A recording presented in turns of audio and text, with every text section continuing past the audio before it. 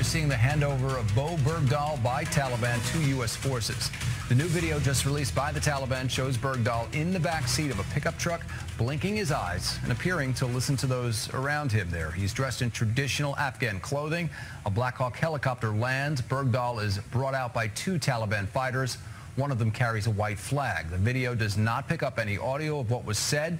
He gets hugged from one of the Special Forces soldiers and is walked towards the helicopter, which he boards. The video shows it flying away, ending Bergdahl's 5 years in captivity. ABC's Taman Bradley has the latest from Washington. The Army is preparing to reinvestigate Sergeant Bowe Bergdahl's disappearance in Afghanistan. As soon as the former POW is well enough to talk, the military will be looking at potential misconduct in his disappearance and capture. A senior defense official tells ABC News there's evidence Bergdahl willingly walked away from his post. According to the official, Sergeant Bergdahl wrote a note before disappearing saying he was disillusioned with the mission. Fellow soldiers say there were signs. He wanted to know how he could send his computer and some of his belongings home, and he asked me how he could get some money. The Army still needs Bergdahl's side of the story. He's going to be safely reunited with his family. He served the United States with honor and distinction, and we'll have the opportunity eventually to learn what has transpired in the past years. But what's most important now is his health and well-being, that he have the opportunity to recover in peace and security and be reunited with his family. Let's begin with how Bowe Bergdahl is doing right now. We know he's landed in Germany. What more can you tell us about how he's doing his health? Well, George, first of all, this is a joyous day. The fact that he is now safely in American hands and will be reunited with his family and his community is incredible.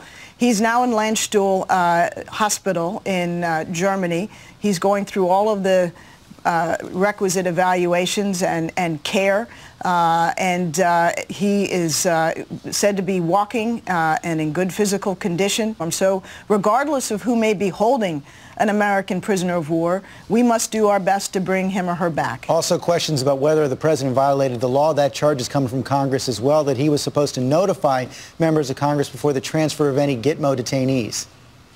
Well, George, in fact, what we had to do and what we did do, consistent with the President's constitutional authority as Commander-in-Chief, is prioritize the health of Sergeant Bergdahl. We had reason to be concerned that this was an urgent and acute situation, that his life could have been at risk. We did not have 30 days to wait, and had we waited and lost him, I don't think anybody would have forgiven the United States government. We have, in the past, had extensive consultations with Congress. They were well aware that this idea and this prospect was one that the administration was seriously considering. But when it came to fruition, the Department of Defense, in consultation with the Department of Justice, determined that it was both appropriate and necessary for us to proceed in an expedited fashion, and that's what the President decided to do, and as a consequence, we have Bowe Bergdahl back. Has concluded that he left his unit. Fox News Alert, President Obama in Warsaw, Poland, the first stop on his 4-day trip to Europe. He has just been asked about Bowe Bergdahl. Let's listen to the answer. Release or the transfer of the Taliban prisoners could put Americans at risk.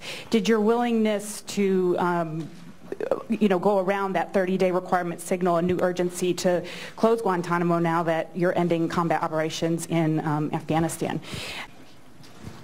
The United States has always had a pretty sacred rule, and that is we don't leave our men or women in uniform behind. And that dates back to the earliest days of our revolution. We have consulted with Congress for quite some time about the possibility that we might need to execute a prisoner exchange in order to recover Sergeant Bergdahl. We saw an opportunity. We were concerned about Sergeant Bergdahl's health. We had the cooperation of the Qataris to execute an exchange, and we seized that opportunity. Detainees being sent back to Qatar. There are fairly high-level Taliban detainees. We know that they're going to have to stay in Qatar for at least a year. The question, though, is the law requires assurances that they're not going to be able to return to the battlefield. Senator Sexby Chambliss is saying those assurances so far are feeble. What assurances do you have?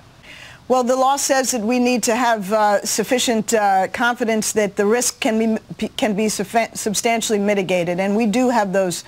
We do have that confidence based on a detailed understanding with the government of Qatar, based on President Obama's personal communication with the Emir of Qatar on Tuesday when it looked like this possibility might be imminent. And those assurances relating to the movement, the activities, the monitoring of those detainees give us confidence that they cannot and in all likelihood will not pose a significant risk to the United States, and that it is in our national interest that this transfer have been made. But what are those assurances, and what happens after a year? In the past, we have seen high-level Talibans who've been released go back to the battlefield. Well, George, I can't get into the specifics of the understandings, but they relate to restrictions on travel, movement, and the activities of the individuals who will be in Qatari care. But those assurances, I can tell you, are such that we are confident that that the risk has been substantially mitigated, and that this is, in fact, consistent with the national security interests of the United States. Is this an opening for broader peace talks? That remains to be seen. I mean, obviously, this engagement indirectly through the Qataris with the Taliban was for the specific purpose of releasing Bowe Bergdahl. But we have long said and long hoped that there could be Afghan-led reconciliation between the government of Afghanistan and its opponents, including the Taliban. So if this exchange opens that door a little bit, then we would welcome it, and we would certainly hope that in any event that the reconciliation, which we have all long said is essential, can proceed. Finally, after 5 years, a Taliban captive. Release me, please. I'm begging you. Bring me home. Sergeant Bowe Bergdahl is finally heading home. CNN has learned details of the secret choreography for the U.S. commando operation to get Bergdahl that had been quickly worked out between the U.S. and the Taliban. In the final hours, an extraordinary move. A U.S. official tells CNN the Taliban communicated directly with the American Special Operations Forces team the coordinates where they could pick Bergdahl up. They would release him after being assured 5 Taliban at Guantanamo Bay were being turned over to Qatari custody there. The U.S. team worried until the last minute that something would go wrong. In the end, with helicopter gunships flying nearby, one U.S. helicopter landed. The armed Americans faced 18 armed Taliban and Bergdahl. He walked to them. They searched him for weapons and explosives and quickly got him on the chopper. Once on the noisy helicopter, Bergdahl wrote down the letters SF and a question mark on a paper plate, asking the men if they were special forces. Over the noise of the rotors, they yelled back, "Yes, we've been looking for you for a long time." At that point, Bergdahl broke down crying. Now, as he recovers at a hospital in Germany, the questions. If Bergdahl indeed left his outpost of his own free will, is he a deserter, as many on social media say? Should he be charged? I don't think right now that we know exactly what was in his mind when he left that post. But let's not forget, he was held captive as a prisoner for 5 years. 5 years by himself. That's a pretty high price to pay for whatever impelled him to walk off that base.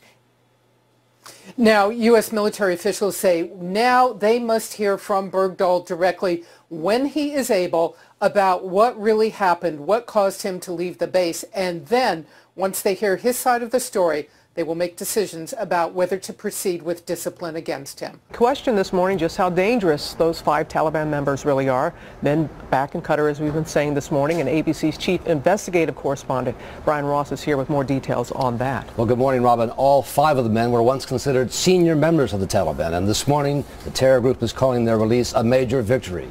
New video posted this morning on an Afghan news website shows the 5 former detainees arriving in Qatar with no sign they were under any sort of custody or guard. In fact, the video and still pictures posted online by the Taliban show the men, all in their 40s, receiving a kind of hero's welcome. The Taliban had pushed hard for the release, although after more than 12 years away from the battlefield, the release seems more symbolic than a tactical victory for the Taliban. And as you said, we saw that video over and over again on social media yesterday. The key question remains the release. How does that affect, or does it affect, our national security? Well, at one point, all 5 men were described as too dangerous to be set free. And of most concern to counter-terror experts is the former Deputy Defense Minister for the Taliban, Mullah Mohammad Fazl, who, according to a U.S. assessment made 6 years ago and made public by WikiLeaks, had a high risk for the U.S. and its allies and was likely to rejoin the Taliban in fighting. So they're out there now, and both Fazl and another man were accused of serious war crimes involving the deaths of thousands of Shiite Muslims in Afghanistan. Something we must keep in mind. All right, Yes. Brian, thank you very much.